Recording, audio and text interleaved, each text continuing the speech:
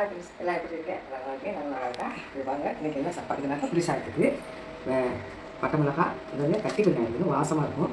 வெந்தயம் இதுக்கு, கடுகு, உளுத்தம்பருப்பு, கடலை, மிளகாய் கருவேப்பிலை, கருவேப்பிலை, கடலைப்பருப்பு, புளி தண்ணி, மஞ்சள் தூள் போட்டு நான் செய்கிறத காமிக்கிறேன்.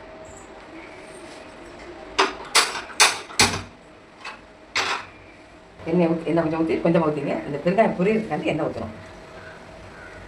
இது போட்டுங்க. இது வாசமாக இருக்கும். இந்த கட்டி வெங்காயத்தை யூஸ் பண்ணிங்க. பிள்ளைங்க இதே போட்டுங்க. வெந்தயம் சூப்பராக இருக்கும். சரி, வறுத்து நுணுக்க அப்புறமா அதை தாளிச்சிக்கலாம். இதெல்லாம் வெறும் சட்டியில் கூட வறுக்கலாம். அது பெருங்காயம் பொரியாது. அதனால கொஞ்சம் எண்ணெய் ஊற்றிங்க. அந்த எண்ணெயிலே காய்ச்சிடும் புளிசாதம் வாசமாக.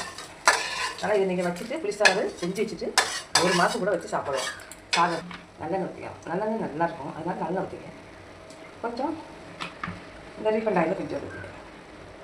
அவ்வளோ கடுகு போட்டுருவோம். உளுத்தம்பருப்பு போட்டுங்க. நல்லா டேஸ்ட்டாக இருக்கும். இது கடலைப்பருப்பு இல்லாமல் புளிசாதம் வைக்கக்கூடாது. நல்லா இருக்கும் டேஸ்ட்டாக. கடலைப்பருப்பு போட்டுருவோம். போட்டு நல்லா வாசமாக இருக்கும். புளி போட்டு இதெல்லாம் டக்கு போட்டுருவோம். எல்லாத்தையும் கடுகு கறி போயிடும். கடுகு வெடித்தோடனே இதெல்லாம் ஊற்றிட்டு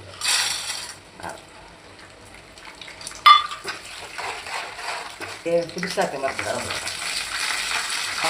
எதுவுமே கருக்கக்கூடாது. கருகாமல் சோறு நல்லா இருக்கும். இந்த பழத்துலேயும் இந்த புளிசாரை ஊற்றி இதில் உப்பு போட்டிருக்கேன். சால்ட்டு, மஞ்சள் தூள் நல்லாவே போட்டுருக்கேன். புளிசாத்துக்கு மஞ்சள் தூள் தான் பெஸ்ட்டாக இருக்கும்.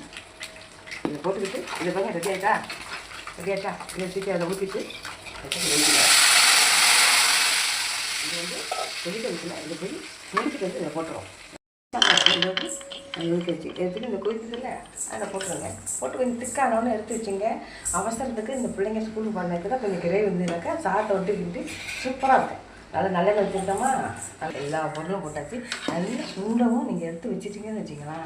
ஃப்ரிட்ஜில் வைக்கணும் இல்லை, வெளியில் வச்சா கூட சூப்பராக இருக்கும். நம்ம செய்கிற பொருள் இருக்குது. தண்ணி விட்டு எதுவும் ஒரு சொட்டு இல்லாமல் நல்லா சுண்டை வச்சுட்டிங்கன்னாக்கா கிரேவி மாதிரி எடுத்துக்கிட்டு 1 ஸ்பூன் போட்டால் போதும். பிள்ளைங்களுக்கு கலரி கொடுத்துடலாம். சூப்பராக இருக்கும் போய் சாதம். சுண்டுனோட காமிக்கிறேன். இப்போ சாதம் வந்து நாங்கள் கலர போகிறோம். அதனால் இந்த பழத்துக்கு போதும். ஏன்னா நமக்கு அப்படி சாதம் கலரணும். அதனால் இங்கேருந்து நல்லா திக்காக இருக்குது. நீங்கள் ஃப்ரிட்ஜில் ஸ்டோர் பண்ணி வைக்கிறனாக்கா இன்னும் கொஞ்சம் திக்காக பழைய எடுத்துக்கலாம். வடை சூப்பராக இருக்கும். மழை காலத்துக்கு வெயிலாகிறதுக்கு எல்லாம் செமையாக சாப்பிட்லாம். இந்த வடை எப்படி ரெடி பண்ணணும்னு சொல்லிட்டு மருமக சொல்லுவோம் கேட்டுங்க.